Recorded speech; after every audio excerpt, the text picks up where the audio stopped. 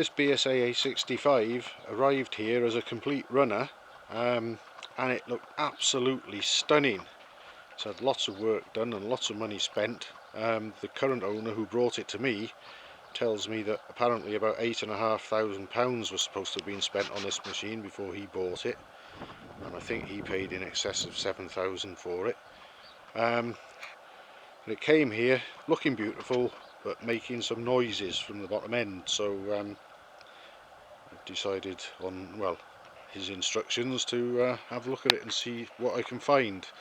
Well, I already found it, and that can be seen in another video where I went into the primary drive side around here and took off that round cover and put the mole grips on the end of the crankshaft, and was able to slide the crankshaft side to side about 1.5mm. So that's the dreaded end float that you can get on these A65 and A50 machines. I took the timing side apart on the off chance that it might have had the SRM conversion, because apparently the owner was expecting that there was at least an SRM oil pump inside here, which I can confirm that there definitely isn't one, because I rebuilt another A65 recently with one of those, and they're an anodized metallic blue item, and you'd know one if you saw one straight away. That's just a factory BSA oil pump, which could be good, could be bad. You know, it depends on whether there's any wear or how much wear, so we don't know about that yet. The end float can be demonstrated from this end as well, obviously. Here it is.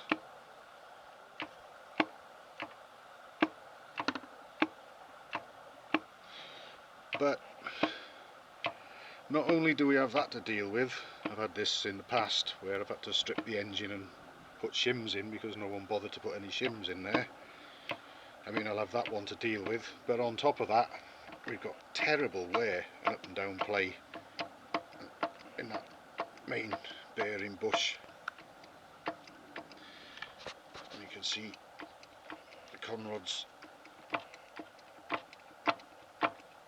and the pistons moving with the crankshaft as the crankshaft moves in its time inside bush. I mean, that hasn't got thousandths of an inch gap, it's probably got over 1mm, so some serious trouble there.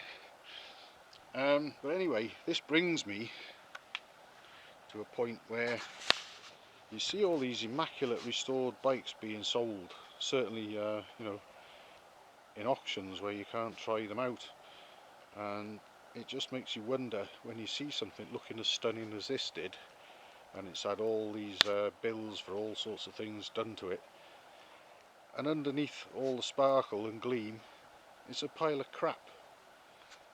And this is one reason why I would prefer, if I was buying a bike like this, I would buy a tatty non-runner or a very scruffy runner for less money, even if it rattled and smoked.